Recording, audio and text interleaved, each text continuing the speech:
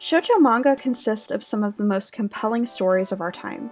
With a strong focus on emotions and relationships, these stories resonate a lot deeper with us than we may realize. Shoujo manga oftentimes gives us incredible insight into the darker aspects of human psychology. Many shoujo series tackle subjects ranging from the difficulties of navigating adolescence, sexuality, and even abusive relationships. Yona of the Dawn, a fantasy tale about a princess whose life and kingdom is thrown into upheaval after a life-altering situation, explores the political dynamics and emotional turmoil it causes to everyone involved. One of my personal favorites, Partner, is a psychological horror about a mad scientist who brings dead people back to life. These are just a few examples of what shoujo has to offer. I constantly find myself going back to shoujo series not only because they're some of the best stories I've ever read, but also because I learn something new about myself every time I read them. I discovered shoujo around 2007 and immediately fell in love with Shugo, a magical girl series all about finding yourself and finding the confidence to be your true self. Coming back to this series 15 years later, the themes still resonate with me. I decided to dedicate my channel to Kadocha, a romantic comedy about the struggles of coming of age, because it literally changed my life. The way Sana is able to stay positive through her trauma and help others along the way, it was very inspiring to me.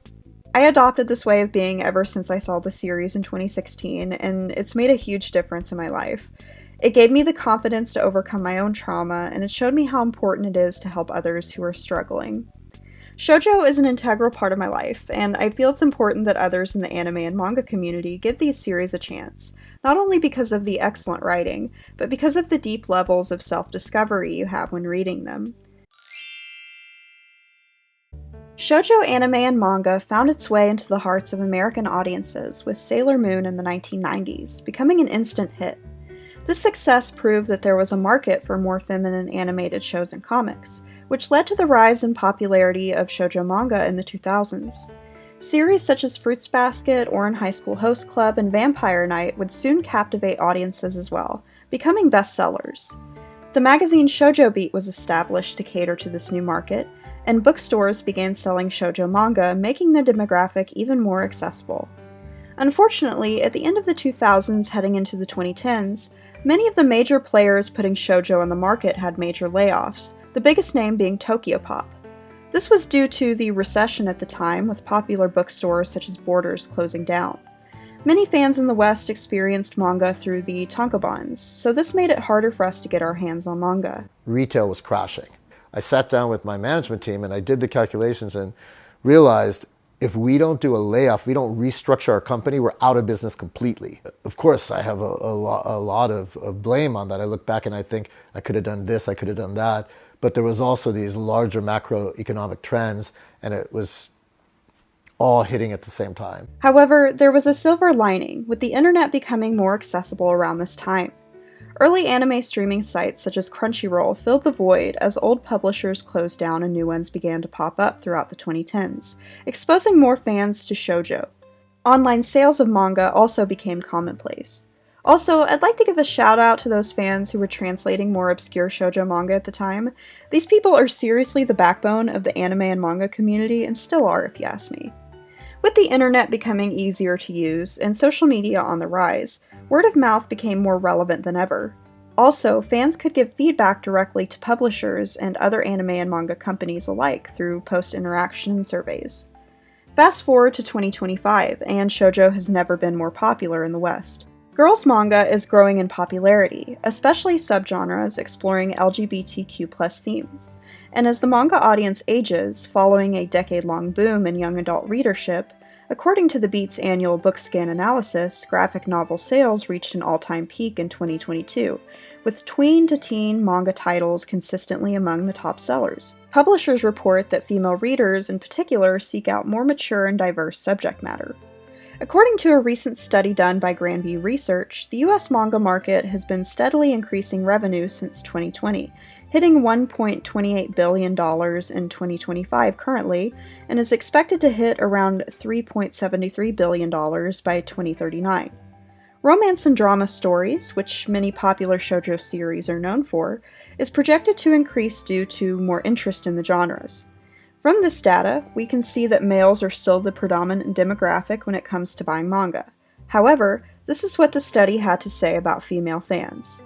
Females are projected to see the highest growth from 2025 to 2030, due to publishers actively creating content that appeals to women, which include emotional depth and relationships. It was also noted that the rise of influential female manga creators and the growing acceptance of female readership in the manga community are also contributing factors that contribute to this conclusion. Studies have shown that still to this day, more women are reading shonen than shoujo in the West, though, and even in Japan.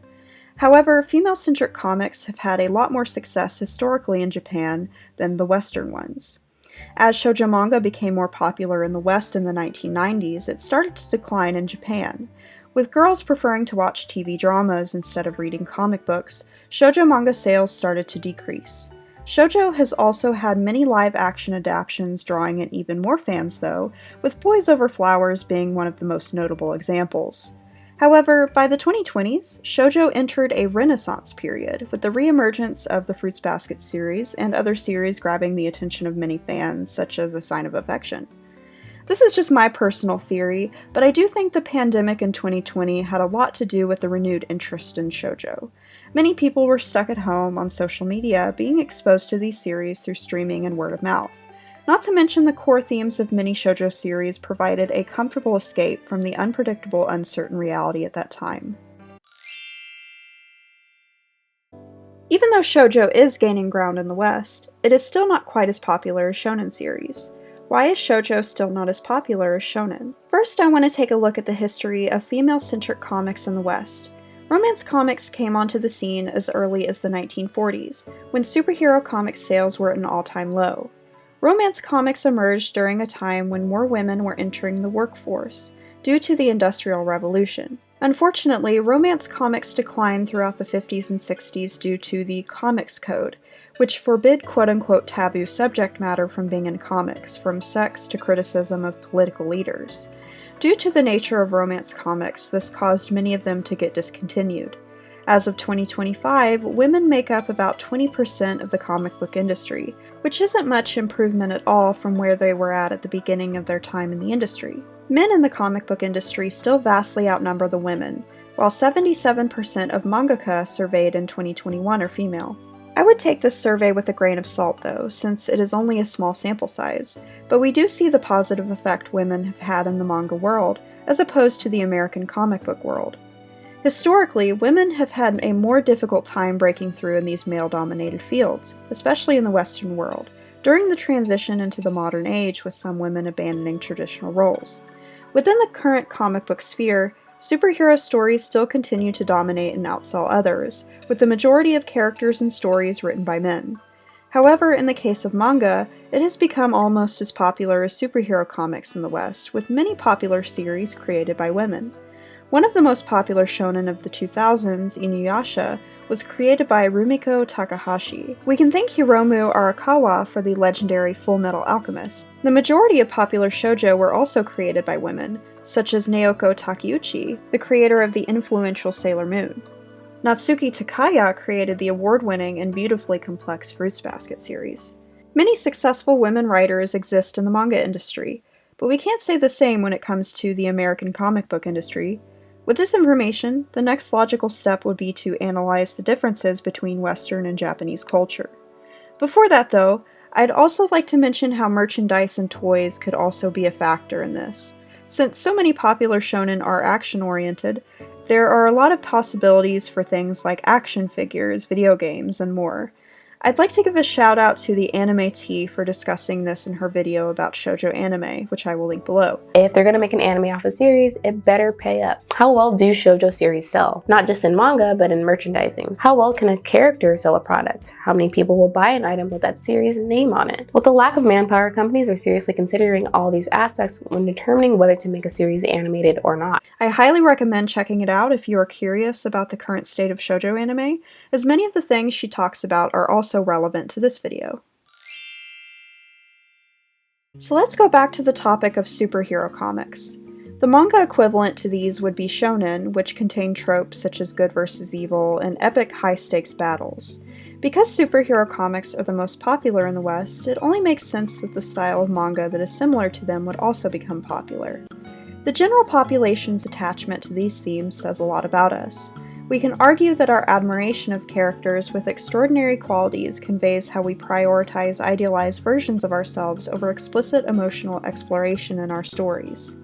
Another perspective on this could be how the superhero narratives symbolize our deep desires to change the world for the better, overcoming adversities that are greater than ourselves. While there are examples of this kind of storytelling within shoujo, it is not the norm like it is with high-selling shonen titles. This could explain why Sailor Moon is one of the most popular shoujo in the West.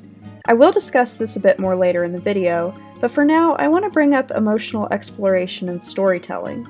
I think this correlates with the idea that our society prioritizes and rewards extroverted behaviors rather than introverted ones. On the topic of extroversion versus introversion, I think American author Susan Cain said it very well. To some extent, it's in our cultural DNA. Western society is based on Greco-Roman ideals of the person that can speak well. We have always been, to some extent, a society that favors action over contemplation. I want to add more to Cain's statement related to this being in our DNA, which is absolutely true. If we go back and look at Old Western literature and storytelling, many of the classics involve a hero defeating great evil. One of the earliest examples that comes to mind is the Germanic classic Beowulf, being written sometime between 700 and 1000 AD. Another example, going even further back to the 8th century BC, would be the Greek epic known as the Odyssey. Do these action-oriented tales lack emotional depth, though? Not necessarily. Marie-Louise von Franz, depth psychologist and pupil of the renowned psychologist Carl Jung, expressed a strong interest in fairy tales because they can reveal deep universal truths about the human soul. This is what she had to say about fairy tales in the human psyche. In this pure form, the archetypal images afford us the best clues to the understanding of the processes going on in the collective psyche. The fairy tale itself is its own best explanation. That is, its meaning is contained in the totality of its motifs connected by the thread of the story. Every fairy tale is a relatively closed system compounding one essential psychological meaning, which is expressed in a series of symbolic pictures and events, and is discoverable in these. I believe that this idea applies to storytelling in general, which would explain why certain narrative styles captivate us more than others. Like I said when I brought up Old Western literature, certain story motifs resonate with us more because they represent something deep within our subconscious. I would also argue that this is why Westerners sometimes shy away from stories that are explicitly or heavily emotional in an introspective way, because a lot of times we would prefer not to deal with any kind of strong negative emotions. With this in mind, I want to share a study I found related to the differences in emotional processes in Western and Eastern cultures. If we compare our values to Japanese society, we'll see that there are some key differences. Western society tends to value directness and individuality, while Japan views strict collectivist social structures and formalities as the correct way to be. These ideals bleed over into how cultures express and experience emotions. Extroversion and introversion also have a lot to do with how we process emotions. In a study published in 2023, American and Japanese adolescents participated in a study to examine the differences in how we experience emotions. The study uses the circumplex model of emotions as a tool to measure emotional responses and tendencies. To put it simply, the model uses two intersecting concepts to define how we process emotions: valence, the pleasantness or unpleasantness of an emotion, and arousal, or the intensity of the emotion. These are the main takeaways from the study. The current research showed that self-reported positive emotions were more prevalent in the US and that Japanese adolescents tended to experience dialectical emotions to a greater extent. Higher levels of self-reported positive emotions have also been found in Western cultures, while higher levels of negative emotions are more readily evident in Eastern cultures. In line with these findings, there is evidence that positive emotions are valued to a greater extent in Western cultural context, and negative emotions are deemed more undesirable. Furthermore, positive and negative emotions are often viewed as naturally coexisting with Eastern Asian cultures. To relate this back to manga demographics and their major themes, We notice how Western cultures tend to value positive emotions more highly than negative ones, with Eastern cultures having a balance of the two. It makes sense that an exciting, action-packed series would elicit these strong, positive feelings within us, which in turn makes us gravitate more towards series of this nature to continue experiencing these emotions. Meanwhile, we also have the tendency to shy away from negative emotions, which would explain why shoujo manga might have even less of an appeal to the West as opposed to Japan, where shoujo has been more successful. After thinking about this deeply for a while and researching possible explanations, I would argue that shonen series in general have a much broader appeal than shoujo. However, I would like to state that this in no way makes shoujo inferior by any means. Shonen series are able to touch on universal themes in a digestible manner for the general audience, while this is just not the case with most shoujo. But there is one aspect to this whole discussion that we have not yet explored. So now, it's time to address the elephant in the room.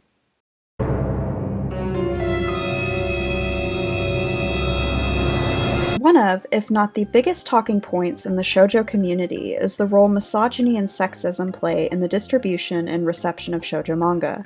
Some fans hold biases because of how shoujo anime and manga is depicted and stereotyped, making them less likely to buy and read shoujo titles.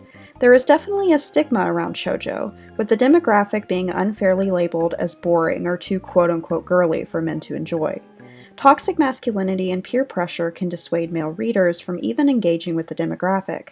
Even some industry leaders are skeptical about shoujo because of this false belief that women are just not interested in comics. Mike Richardson said no to Sailor Moon over and over again because he said, girls don't read comics. Many arguments point to these issues being at the core of why shoujo has failed to rise to the mainstream over the years. Misogyny and sexism are definitely issues that exist within the culture, but blaming it for shoujo not being as popular as shonen does not reveal the full picture. There are so many different factors at play. So why is all the blame placed on misogyny? Using terms such as sexism that highlight social inequalities to explain why a problem persists in our society falls under the sociological perspective known as conflict theory. Founded by philosopher and communist leader Karl Marx, conflict theory is a perspective that focuses on the class, gender, and racial inequalities of our society, and the power struggles that exist between them. Ultimately, conflict theory can be summed up as a view of people within society as either oppressors or oppressed. While conflict theory can point out the unfair disadvantages of those in the lower class, it fails to acknowledge other important aspects of social dynamics, as well as the individuality of those within a particular demographic. For example, someone looking through the lens of conflict theory would see that the primary struggle of all women in a patriarchal and capitalist society is oppression, when this is just not the case. A more valid assessment would be examining the struggles of women divided by class in these systems, but even this ignores the psychology, complexities, and unique circumstances of group dynamics in the individual. Also, due to the political nature of conflict theory, it can ignore objective reality in favor of pushing particular political agendas.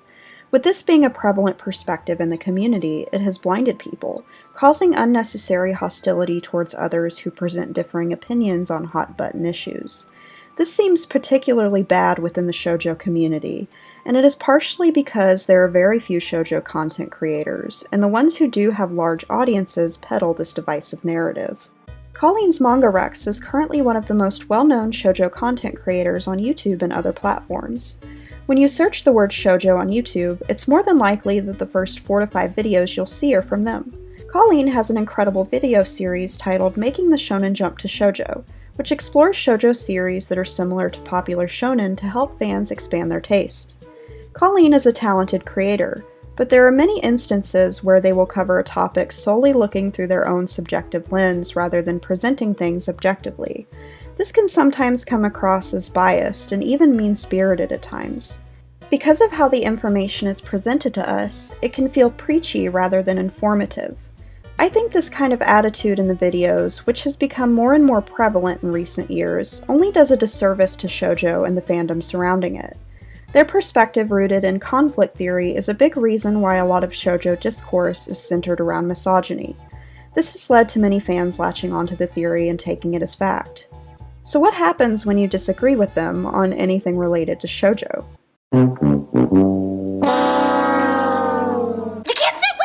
content creator and YouTuber Shaves had this to say about a now-deleted video by Colleen regarding their online behavior and their tendency to constantly pit shoujo against shonen. She had a really big video that kind of blew up and gained a lot of initial support on her channel. And I keep seeing on Twitter, she just kind of keeps showing up on just for recommended, like Twitter just kind of keeps showing me her tweets and stuff. And it's nothing but kind of going after comments in her videos, and like feels like she has like this massive chip on her shoulder of like shoujo manga not getting the recognition they deserve, and understandably so. I don't think she's altogether wrong to think that.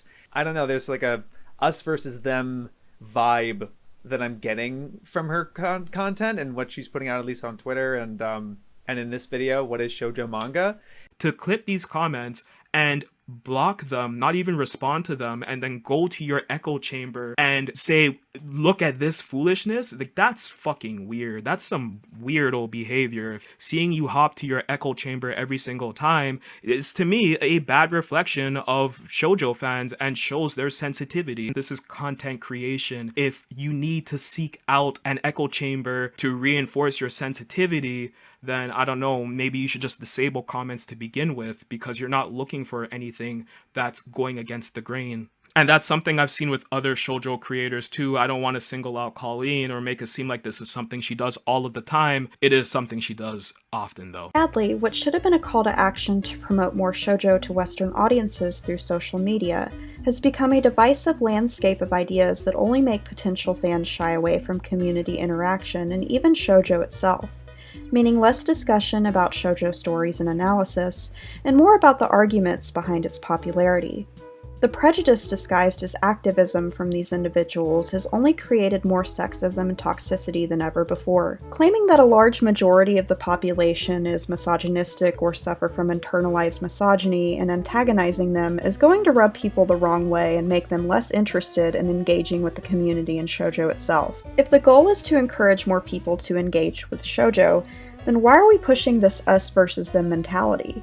Justin Savakis, founder of Anime News Network, who also started his anime subtitling career with Kadocha, had this to say in response to a Twitter thread by Colleen from earlier this year about the impact the 2008 market crash had on shoujo manga.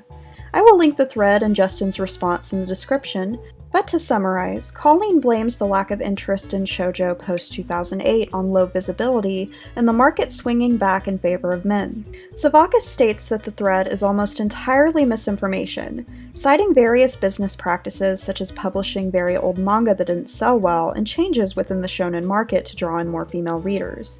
He argues that these were contributing factors to shoujo not selling as well in the Western market. Savakis also explains how the misogyny excuse is just not true.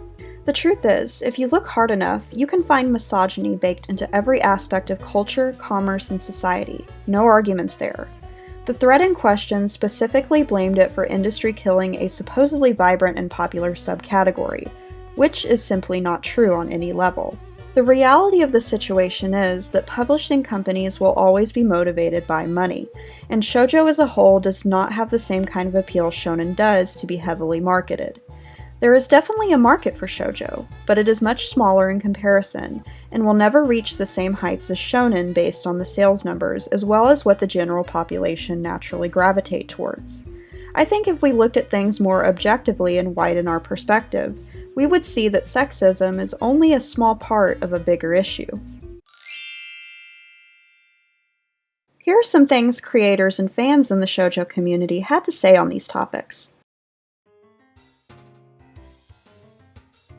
Personally, I think it's a combination of things such as limited marketing, or limiting an adaptation of a manga to only one season of an anime, or even not following up with a new season of an anime that did manage to pique people's interest, taking forever for a new season to come, and maybe those fans have just moved on to other things or grown out of their anime phase by the time the series follows up with a new, show. The plot might not be as gripping compared to Western shows. Maybe something gets lost in the translation that doesn't really connect with the Western audiences. Older shoujos are kind of notorious for having some problematic aspects, so maybe that can push away some viewers that are new to anime. It depends on who started watching anime and when. If you discovered it when you were younger, shoujo maybe holds a precious place in your heart and you continue to watch it, or maybe you've grown out of it, but maybe if you've discovered it now as an adult, it might be hard for you to connect or relate with some of the material, or maybe it's just not something that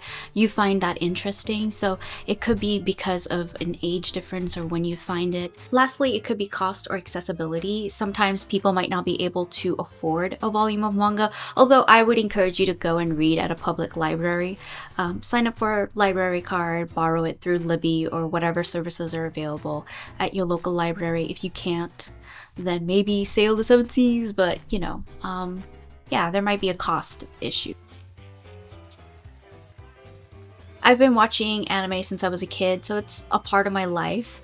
I've watched so many series through my sad times, happy times, just regular times. It's just a part of me. I feel like I've made a lot of friends because of anime as well, from various backgrounds, diverse backgrounds.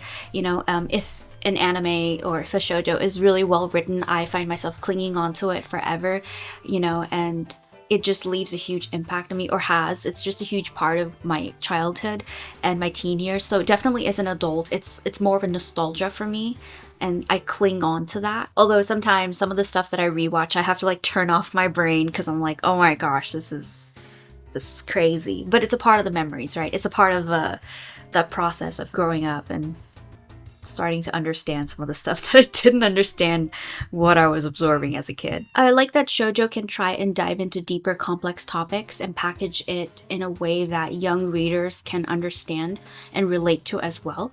And of course, when you get older, reread them, you are able to comprehend it even more. So I just like that some shoujo feels very evergreen and the topics are still relevant to this day. I think the shoujo community can be quite fun. I've definitely enjoyed having discussions with various friends, meeting people at conventions, and just a little niche. It's a little niche sometimes. Well, not anymore, but well, it kind of is, but still. It's just a fun way to make friends, but also it's even more fun when you're able to find other people that have a different opinion than you, people that you're able to be friends with despite you not agreeing with certain things. Although as a content creator, I do feel like sometimes my interpretation or personal preferences or personal reviews and biases, some people do take that to the heart. I wish people wouldn't, we're just two different people. We just interacted with the content a little too differently. So sometimes it can be kind of scary to give an honest review because I'm afraid of like hurting someone's feeling for pointing out like a character that I didn't like, or pointing out like someone being problematic in a series. But other than that, I still think the shoujo community is like a great place, a great fun place. It's really welcoming. It's really easy to become friends with other people and learn from other people's perspectives. I love when people share their perspective on a character or a series. I get to learn different things from different people's life experiences, and I get to hear a different perspective that I wouldn't normally hear. So it's a great way for me to learn. Shonen manga are made for an audience of young boys, and this includes series such as One Piece, Dragon Ball, All Sagas, Death Note, and more. Shonen is the most popular in the West, with many Americans even believing that entire decades of anime history, such as the 80s or 90s, were entirely made up of shonen. We have seen this throughout anime history, such as the response to popular shoujo-oriented manga by Westerners, as they expressed confusion that a manga targeted towards girls, such as Koto-cha or Fruits Basket, would get several seasons, let alone be liked by anyone. We see these Westerners take their anger out by review-bombing shoujo titles. Seen with the mass negative review bombing of Fruits Basket, the final, when it reached the top anime of all time on my anime list. Notice how it no longer is there? What these judgmental anime fans who only experience shonen fail to realize is that anime has a rich history of shoujo manga, many of which were literally created by some of the most important figures in the history of anime and manga, such as Tezuka, who created the shoujo series Princess Knight. So why are shoujo still so underrated in the West? Despite their rich history, and despite the fact that many of us in the West do know and love these shoujo series, well, this is due to anime historically being marketed as a boys' club in America. The idea of anime that are made with the girl audience in mind being targeted as jokes even.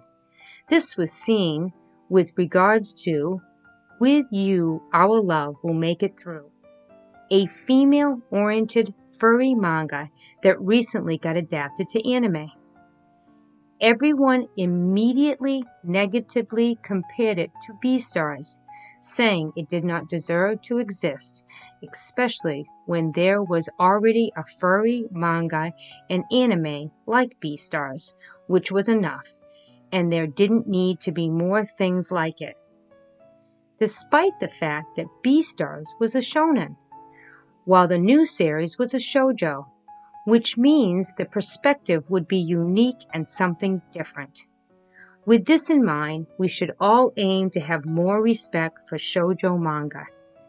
My experience with shoujo manga community have been positive, but I wish there were more of us.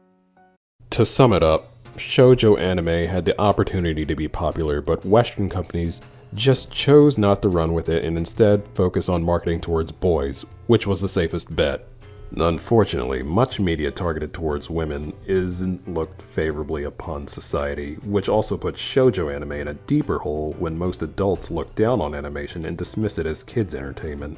The most well-known shoujo anime in America is the original Sailor Moon, which aired on Toonami alongside Dragon Ball Z, both of which were produced by Toei Animation, who had a history with popular shonen and shoujo series during the 90s.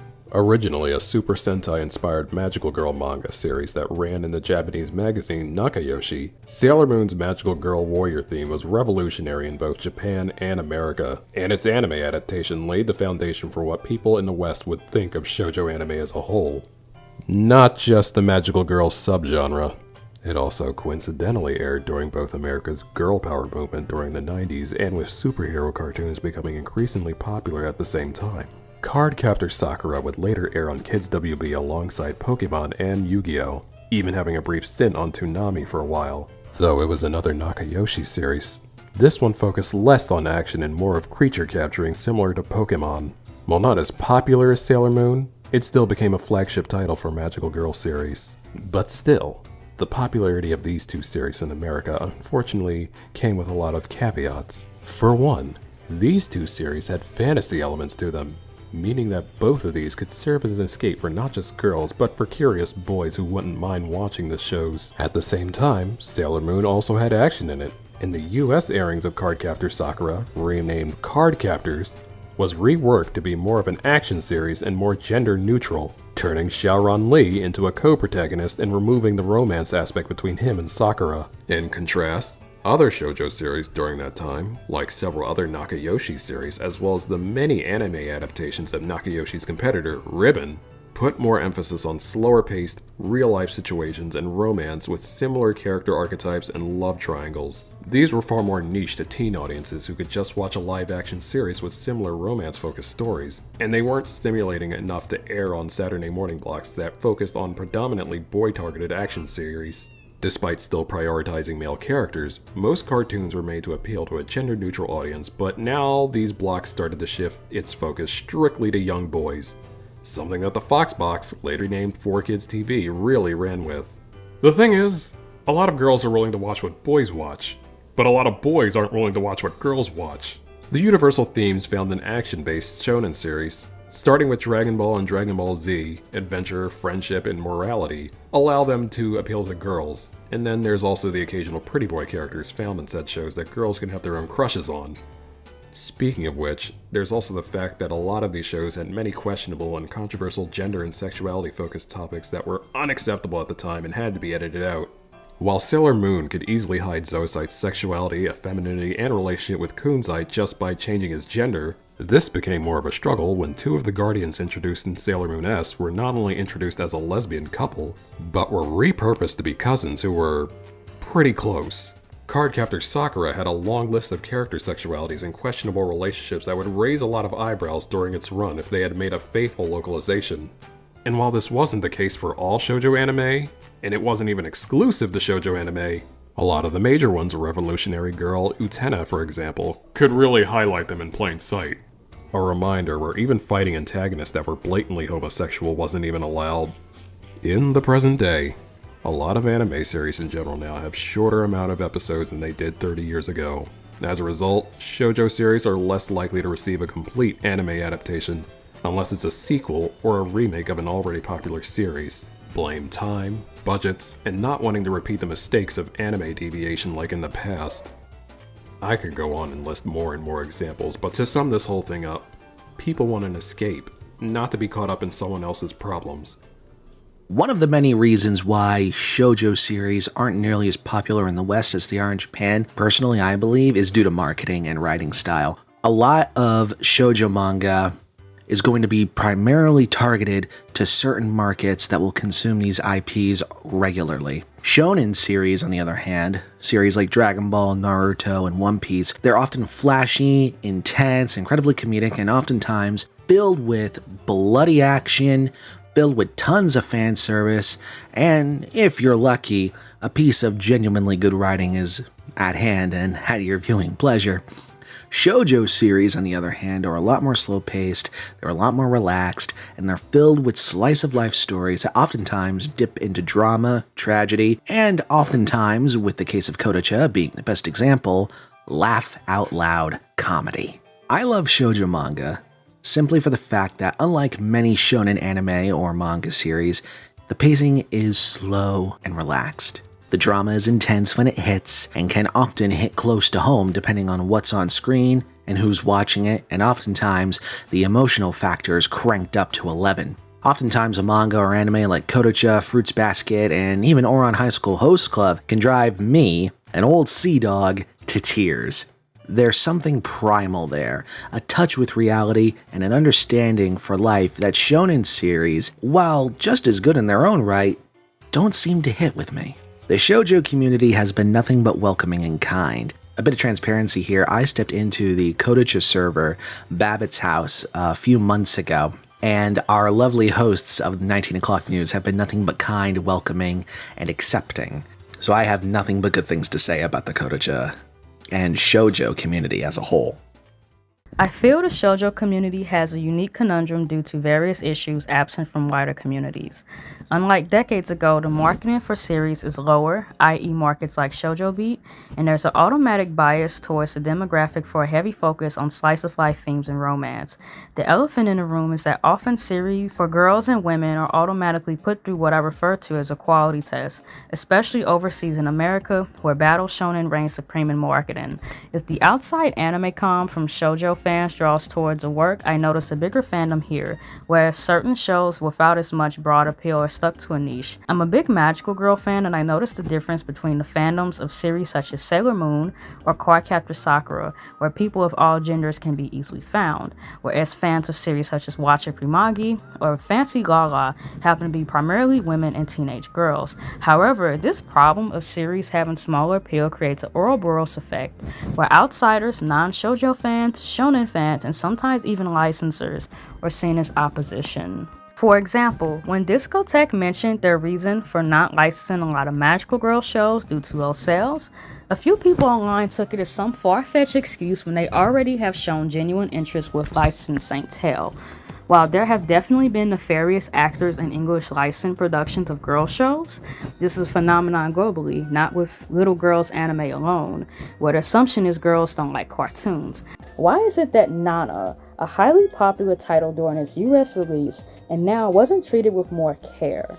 Even if many copies were bought only to be scalped online. If this is a popular product, why isn't it a priority to put more effort to have it in stock? No, I do not think fans should have to call up several stores like I did, put in orders, and then be told they're actually out of stock. It should never be this hard to obtain any shoujo manga, especially none of all titles I can think of. Content-wise, there are also issues revolving around available information and discourse.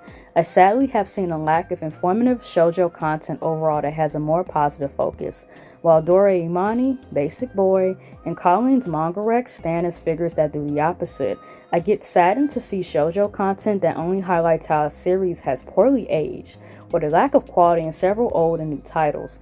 I think it's fine to be uncomfortable by tropes of older shoujo such as age gaps or more aggressive romantic leads, but the heavy focus on these qualities end up overriding other aspects of a work entirely. In fact, when this is all I see from a shoujo channel, I worry it's being done as these are considered hot topics, and without that, the engagement will be much lower than, say, making a detailed video on a series like Alice 19th, a much lesser known title. This method of making content on what is most scandalous in a demographic might help out with views on channels, but outside of that only draws criticism from outsiders, while seasoned shoujo fans become exhausted of said repetitive content. I've had several conversations about this with online mutuals, and the conclusion we've reached is that this is only being done to drive in views, not to educate newer fans on positive aspects about shoujo. While I'd love to see shoujo succeed a lot more in the US, there's just too many obstacles it has to face. The poor marketing from publishers, misogyny from poorly educated detractors, and a lack of licenses to pull through for older works. Through this, the community has developed its own them versus us mindset, with a somewhat sympathetic edge as these fans get the short end of the stick. However, what isn't helping are fans who are only around to push discourse content and a bit of harmful groupthink in these spaces. To be honest, while I do have many shoujo fans who follow my account, I'm fairly perplexed on how to interact with the community at times. Fairly often, I see two mutuals or even friends argue against each other, usually for a difference of opinion that never needed to get into a fight. There's a form of solidarity in these spaces where people who share the same ideas immediately befriend each other while pushing out people who don't fit in. It keeps me from voicing certain opinions, as I'm on the fence about many topics. Yes, I do feel shoujo fans get the short end of fandom and are often targets for harassment, but the intense hate focus on other fandoms and general high amount of disagreements do concern me, as it has made people hesitant to interact with this community. Overall, the community, while having very kind, knowledgeable people, is weighed down by unnecessary drama and a lack of different opinions, all while having a shortage of availability for fans to even get their foot in the door. If we look at the most popular shoujo anime on database websites like MyAnimeList and AniList, you will find that a majority of titles skew pretty old. Series between 10 and 20 years appear to be the norm. New shoujo anime are obviously still coming out, but I think the real reason why shoujo anime might be lagging slightly behind is because shoujo fans generally tend to prefer shoujo manga. This has arguably always been the case, but especially these days when a lot of anime adaptations try to stick a lot closer to the source material, you don't really have a good reason to check out the adaptations if you already like the manga. I mean, you can say whatever you want about the old model of shoujo anime adapting ongoing manga with 50+ episode series. The pacing may be slow, and the anime staff didn't always have the best ideas for anime original content, but looking at something like Sailor Moon, the anime is by far the most popular and beloved iteration for what it brings to the table. Sailor Moon Crystal, meanwhile, is a lot more faithful to the manga, but is not nearly as beloved because the original anime was just a lot more fun and imaginative. So I think that something was lost along the way, which is making modern shoujo anime simply not as exciting as it could be. The thing that always made me drawn to shoujo in particular was how these stories rarely ever felt the need to explain the point to the viewer. I find it to be a good palatable middle ground between, say, shonen, which tends to be a lot more straightforward with its messaging and themes, and something like art house, which can be very difficult and obtuse, but allows you to draw pretty much any conclusion you want from it. In shoujo, there are usually clear motifs that build up in the background over the course of the series. It's the kind of thing where you may not completely understand the story and motivations at first, but you pick up on these small recurring details that gradually paint a bigger picture. It makes it feel like I can interpret the series at my own pace. I can more easily draw parallels between the characters and myself, even during some of the most small and insignificant moments to the overall story. Those microscoped details are the biggest reason I love shoujo. So I've built much of my YouTube channel around talking about creators within the anime industry. I've never really seen myself as a great analyst or writer, but I've always been enamored with visual arts and have been doing video editing since I was around 14 years old. Many of my favorite people working in the anime industry such as Akitaro Daichi, Junichi Sato, and Morio Asaka, have had a storied history of working on anime with a female target demographic. But in spite of how much I love and appreciate their work, I find myself having a hard time talking about many of these series because I have such high admiration for them. So when I started making YouTube videos about anime, my goal from the very beginning was specifically to highlight my favorite shoujo anime.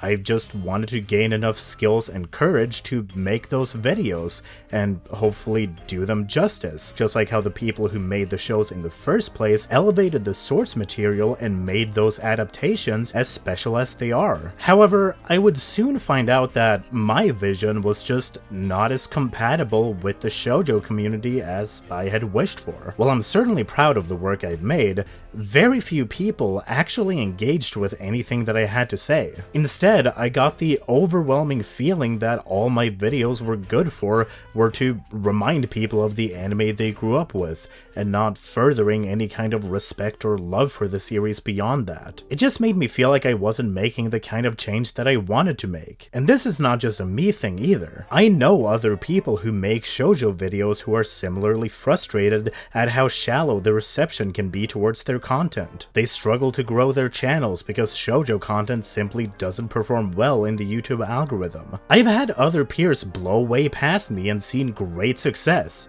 and none of them have ever made any shoujo videos. But they remain ambitious and happy because, frankly, their efforts are actually being rewarded with views and fans expressing enthusiasm for their content. Meanwhile, pretty much everyone I know who makes shoujo videos are miserable, expressing similar concerns and frustrations about never being able to grow, and how no one engages in any of their talking points. It's the kind of thing where you have to let passion be the sole driving force to making shoujo content on YouTube, but then your passions quickly turn to bitterness when you realize you could be more successful doing pretty much anything else. Not to mention you would probably get more people who actually appreciate what you do as well. For as much as I want there to be more people talking about shoujo on YouTube, there is a good reason why it's still a niche. Aside from AniTubers being looked down upon generally by a large vocal portion of the broader anime community,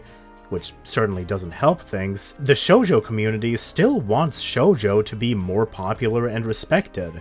But in spite of that, when you actually look inwards, a lot of the popular shoujo content being made is shoujo fans complaining about shoujo. Think that sounds exhausting? Well, it's because it is. I once heard someone say, this was around like 2018, 2019, that there were more female readers of My Hero Academia and Haikyuu than there are total readers of whatever the most popular shoujo series is. I don't have a source on that, I wouldn't stake my life on it, but it's not hard to believe, right? The sales numbers for shonen are just so significantly higher than shoujo that I don't even question that when I hear it. So then we ask ourselves, why is that? And I think it's because shonen series focus on themes and aesthetics that just have much broader appeal. Teamwork, friendship, self-improvement. It's all ideas that are very easy to understand, very easy to convey, and very easy to advertise. The first poster I saw for that Demon Slayer movie, the Infinity Castle one, I know very little about Demon Slayer. I had only seen a couple episodes of it when I first saw that poster. But it had two boys on it with swords fighting. There's a man making a demonic grin, and there's like lights and waves emanating from their weapons. Just from that poster, I got a strong sense of the series' sense of spectacle and heroism. I feel that shoujo is more reliant on drama and character relationships, which makes it a bit more difficult to summarize the premise or convey with a single poster. One of my favorite shoujo series is a series called Glass Mask. It follows a girl named Maya who's part of a working class family, but dreams of being a famous actress. An old woman named Tsukikage-sensei sees her performing to a group of kids and believes that she has the potential to play this role that she devised for herself, but had to abandon after a lighting fixture burned her face, leaving her unable to perform. Tsukikage-sensei begins training Maya, but this leads to drama because her family sees it as wasting time on a pointless dream. The drama intensifies as Maya's mother begins to develop dementia, leading to her becoming violent and even trying to burn Maya's face with scalding water so that she can't be an actress. Meanwhile, she develops a rivalry with another girl named Ayumi, who's the daughter of a famous actress and is struggling to live up to the expectations of being the daughter of someone who's so famous. And there's also Masumi, the owner of the theater group that Maya works for, who is posing as a secret admirer to encourage Maya as she deals with the constant stress of training and dealing with her public image. And Masumi has his own drama going on where he has a strained relationship with his adopted father that leads to him closing himself off from the world, unable to express his love for others, but begins to open up as he gets closer to Maya. There is no way to abridge the appeal of this interconnected drama into a single poster, and if you look up a promotional image for Glass Mask, none of them convey how intense the drama becomes. When it comes to why I love shoujo, and this sort of ties in with why I don't think it's as popular as shonen, I think shoujo series lean into the irrationality of human nature, and this can make character motivations feel unrealistic, especially if they're dealing with emotions you haven't experienced for yourself. When I was younger, the only shoujo series I really liked were the ones that leaned more into action or comedy specifically, so stuff like Sailor Moon or Magic Knight Rayearth. I felt like I didn't develop a broader understanding of it until I experienced my first adult relationship. Because love is one of those very irrational feelings, and I think that a lot of romance can be difficult to understand if you haven't experienced it for yourself. This goes especially for boys, since we're encouraged to not express our emotions that way. And to be clear, I don't think one side, shonen or shoujo, is superior to the other. I actually think some of my favorite works are the ones that can blend both perspectives. Ever since I've been a young anime fan, there was always particular genres within anime that always seemed to get a lot of bad reputation and a little bit of pushback. And one of those genres is actually shoujo. And yes, I know shoujo itself is not a genre, just like how shonen itself is not a genre. They're both demographics. But for the sake of the way I have to talk about it, I have to talk about just shoujos as a whole, because anytime you bring up shoujos, especially when it comes to a Western anime fan, there always seem to be multiple barriers in the way whenever trying to bring up the topic of shoujo. For starters, there is just the general anime barrier, where you talk to anybody in the West, they will look at anime as more of an action-oriented thing. They'll bring up anime such as Bleach, One Piece, Naruto, Black Clover, My Hero Academia, Jujutsu Kaisen, Chainsaw Man, and Demon Slayer. All of these animes are usually the go-to for anybody talking about anime. Now yes, there are outliers within the shonen genre itself. Basically what I'm trying to say is that yes, shonen definitely dominates anime. There are genres like slice of life and shoujos that do have their anime that definitely stick out, but I don't think it is a mystery to anybody that shonen is basically the talking point when it comes to anime. So it makes other anime not only already hard to stand out because people have this weird perception when it comes to animation, but now they have to go against the shonen narrative, which makes it even more difficult. So then on top of the barrier when it comes to the animation, and on top of the barrier of just the perception of anime in the West in general, then you have the perception of how shoujos are viewed. Pitching a shoujo to anybody who's new or any concurrent anime fan that doesn't really expand on top of anything that's actually really big being talked about is very hard, because unless the show is already big or already has a lot of talking points behind it from other fans, people are going to usually see shoujos as very bland, very boring, and uninteresting. Anytime I've tried to pitch a shoujo to somebody, it always ends up as them assuming the show's going to be too dramatic or over the top to the point where they think it's going to break the immersion, or it's going to be too bland and so uninteresting that they think that they won't get attached to it. But a lot of the time as well, you could definitely chalk up a lot of why people don't watch it,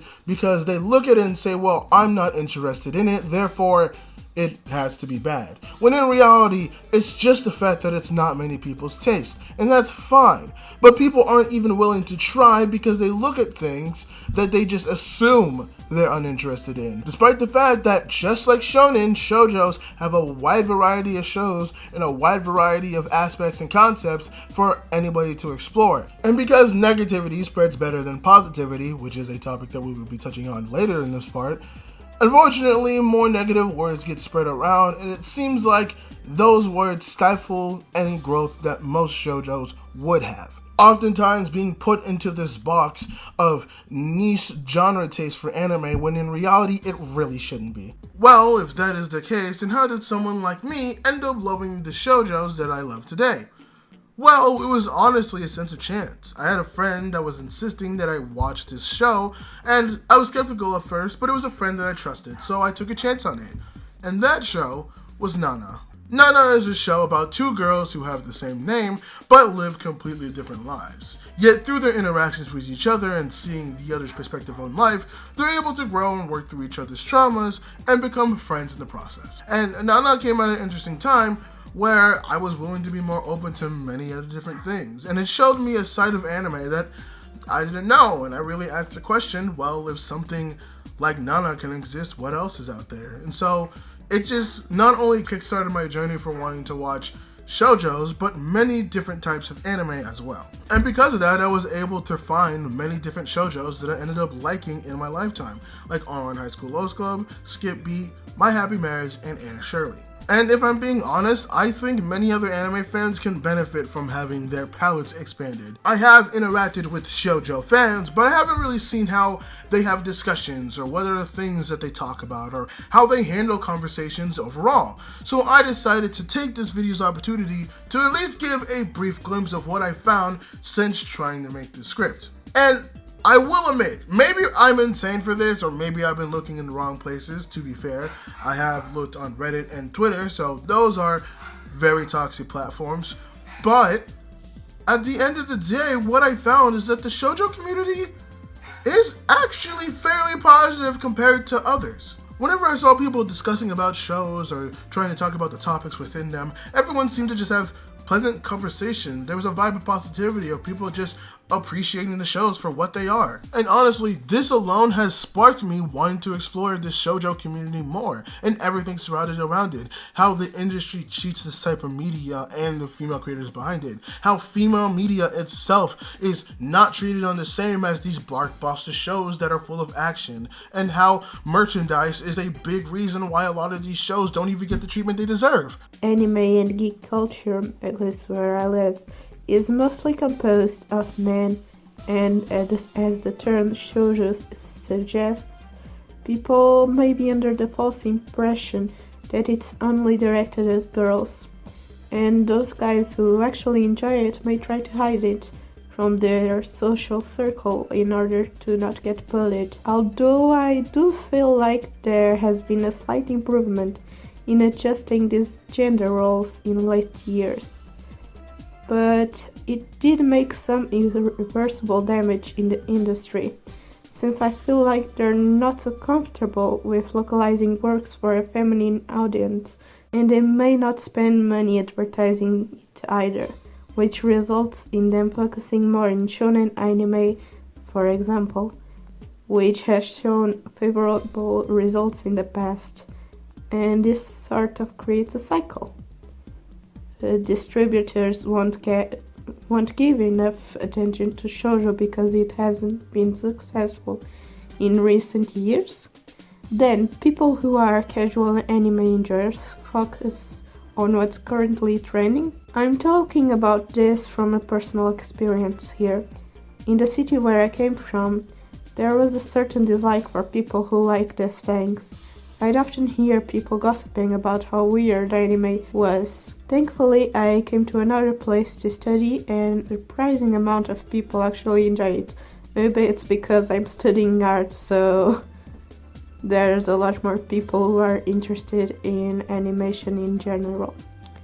Although, as I said earlier, when I asked what their favorite anime was, the answers I got were along the lines Demon Slayer or Chainsaw Man. Not to say those are inherently bad choices, it just proves my point that most people have a tendency to watch what's trending and not go any further than that. So why do I love shoujo so much?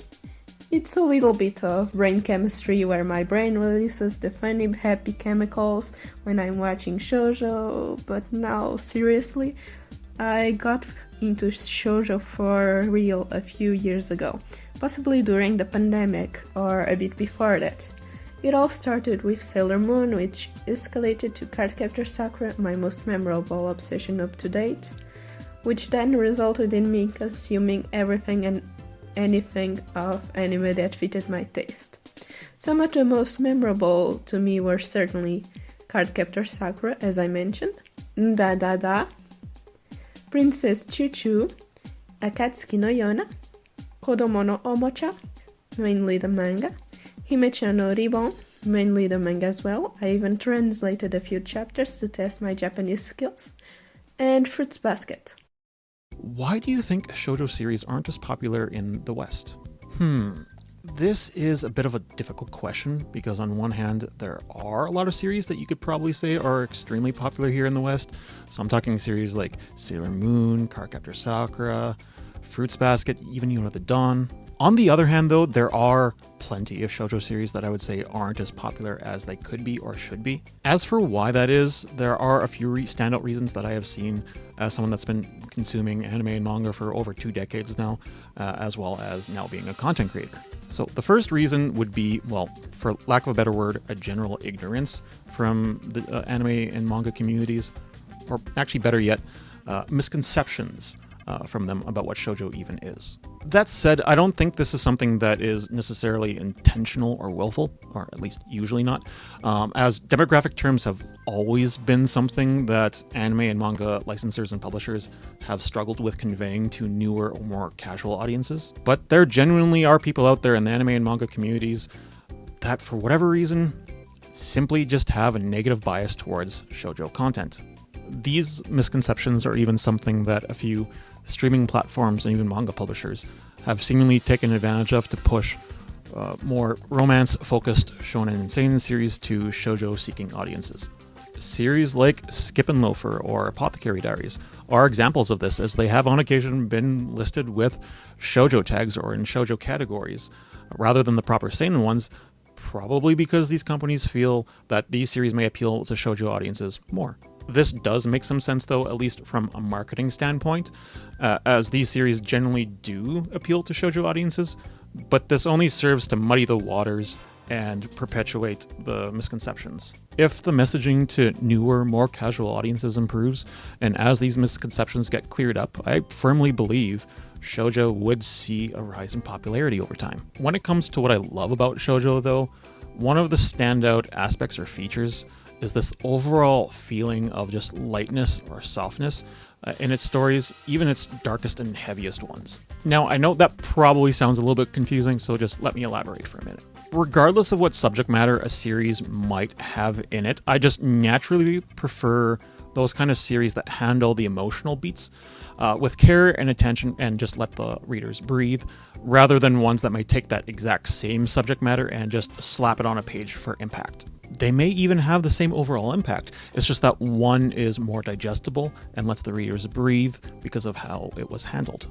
When it comes to storytelling that handles the emotional aspects like that, I just more frequently find that in shoujo series more than anywhere else. A perfect example of that kind of storytelling would be in a relatively new shoujo series that I've been reading called Snow Angel. The story of Snow Angel focuses on Muku, a young woman in her early 20s that is forced to return home to care for her ailing grandfather who is now struggling with dementia. The series regularly uses an allusion to drowning to portray all of the pressure and stress that Muku is under, but it does it in such a way so as the reader doesn't also feel overwhelmed, but it does it without losing any of its impact.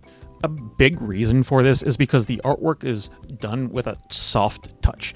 It just focuses primarily on the facial features of the characters, their hair, and especially their eyes. The paneling is also done in such a way so that it doesn't feel chaotic or cluttered in those harder to read moments. The more I get into shoujo, the more I find that thoughtful handling of emotional storytelling and its artwork isn't just something you see here and there, but rather it's more of a feature of a shoujo that I just find understated and one that I love the most. How I feel about the shoujo community is complicated, to say the least. Some of you that are more familiar with me may know exactly why. The shoujo community has its members that I have absolutely no issues with, and I could spend hours upon hours talking about shoujos with. And then on the other hand, there are those in the shoujo community that feel that certain voices should be silenced, oftentimes ones that speak out against the community or its creators, or even just ones that may offer harsher critiques of certain series in particular, especially if those people happen to be men. Simply put, like any other community on the internet, It has its good eggs and it has its bad eggs, and I feel it just really depends on where your interactions with the shoujo community are. On video platforms like here on YouTube or on TikTok, as well as with other members of my own community that are also part of the shoujo community, I've had nothing but positive experiences with the shoujo community. Twitter, on the other hand, is a completely different story. Some of the most toxic and hate-fueled interactions I've ever had as a member of the manga community and as a content creator has come from portions of the shoujo community on Twitter, specifically those that follow certain creators. That said, I still don't hate the shoujo community. The community as a whole is not responsible for the actions of a few. The community itself is actually extremely dedicated towards spreading the love of shoujo and encouraging others to read more shoujo series, and I feel that is something that is deserving of its proper respect. Hey, it's Shapes. So I'm more of a shoujo anime type of person, but I realize that literally all of the shoujo works that I've experienced derive from manga, and the reason I don't think they're as popular in the West, for one thing, is unfortunately we had a history of a comics code in the United States that kind of stunted that medium's growth here. Yeah, because it was after World War II, and the soldiers came back and they wanted to kind of experience some different stuff.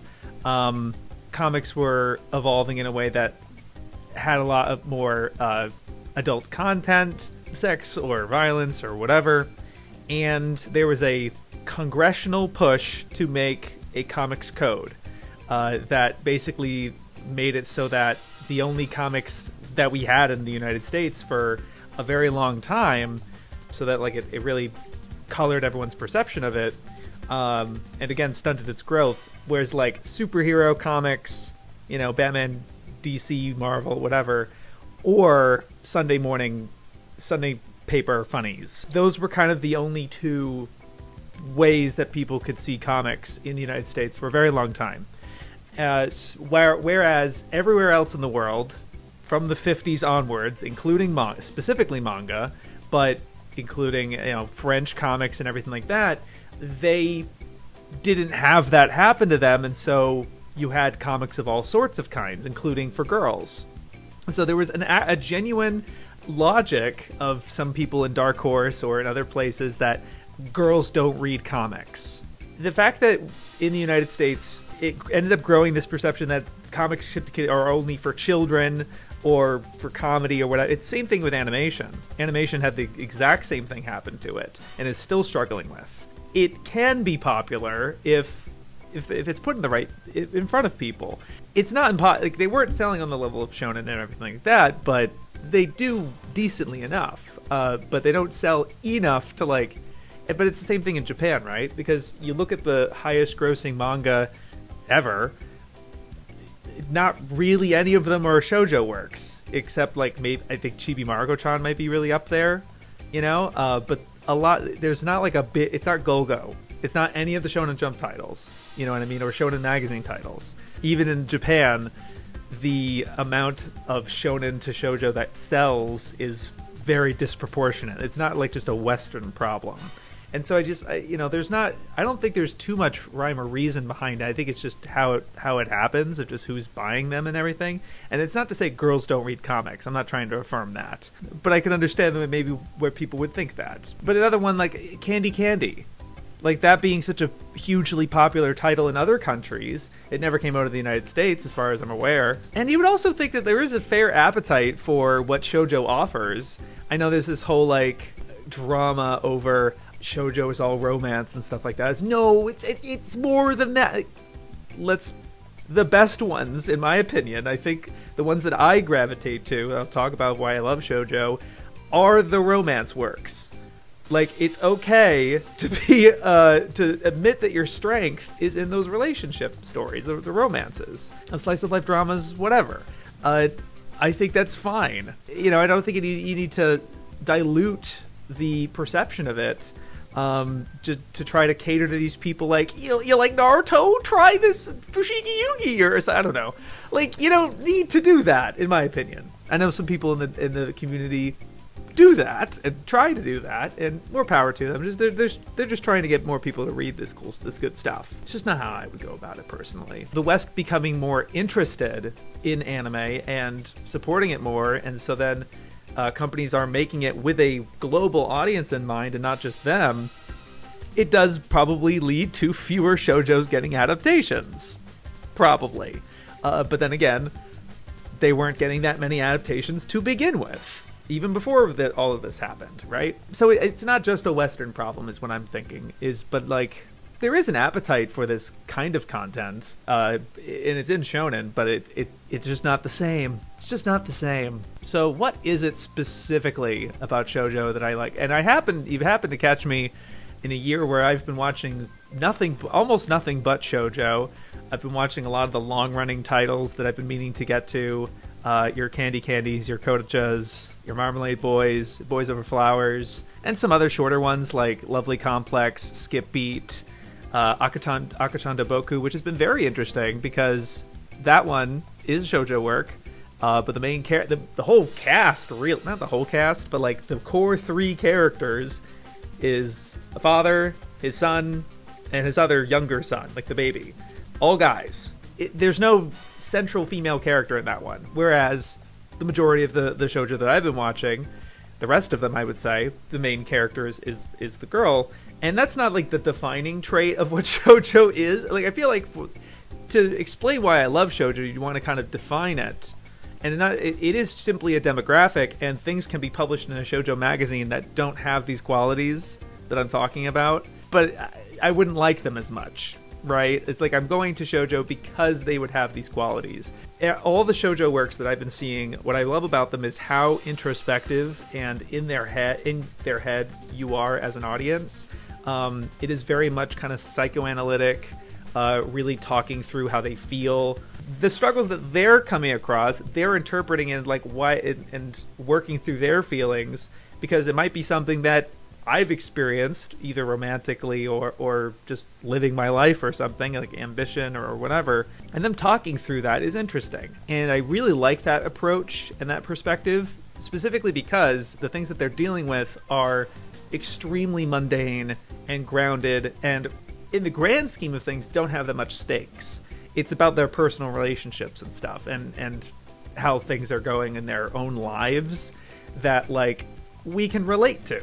We can, because that's kind of the things that we're dealing with. That's the drama in our lives. You know, both shonen stories and shoujo stories can be melodramatic in their own way, but only shoujo is both melodramatic on a narrative level and on a visual level. I do think that like shonen is a lot more kind of standard and clear and you know, cool and stuff like that, but shoujo is just gorgeous. All the sparkles and the abstract backgrounds and giant panels of a character's face going, you know, just, it's great stuff. It has a particular visual language to it that I really appreciate, that even gets transferred to anime too, where everything's very heightened.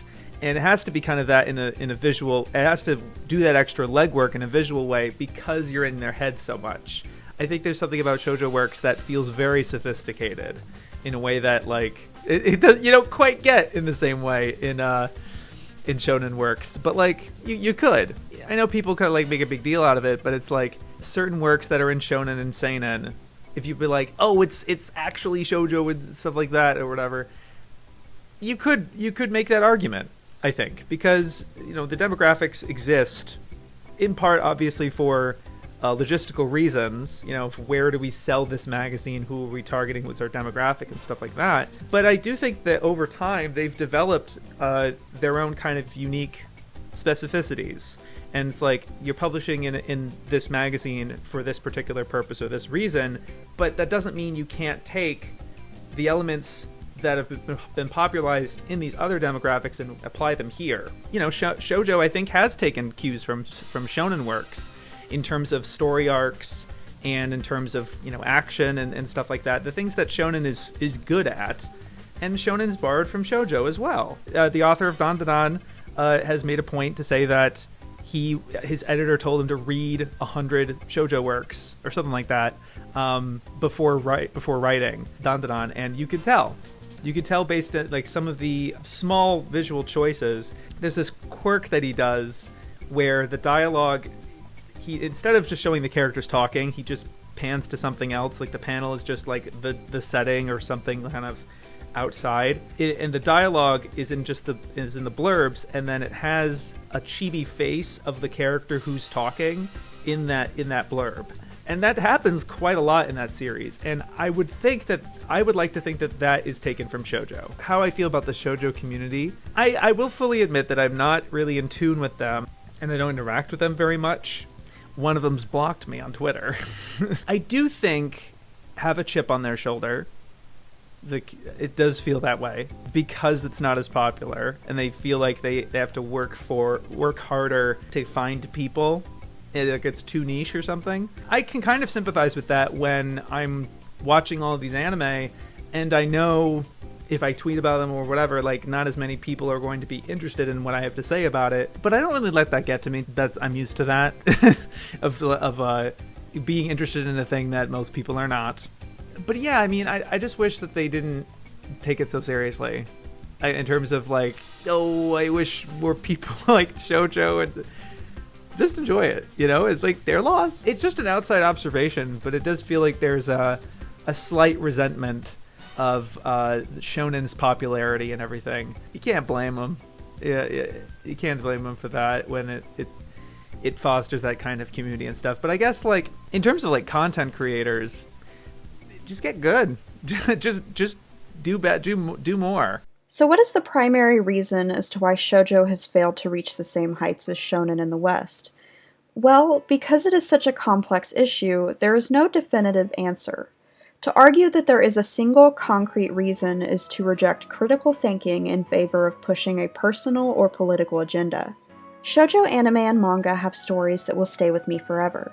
They leave a lasting impression because they directly reach out towards our most vulnerable feelings, desires, and fantasies. Whether shoujo becomes a mainstream phenomenon or not, I don't think it should matter. What matters most is our passion for these series, and sharing this passion with other fans and those who have not gotten to experience these incredible stories yet. About 4 years ago, I made the decision to dedicate my channel to my favorite series, Kodocha.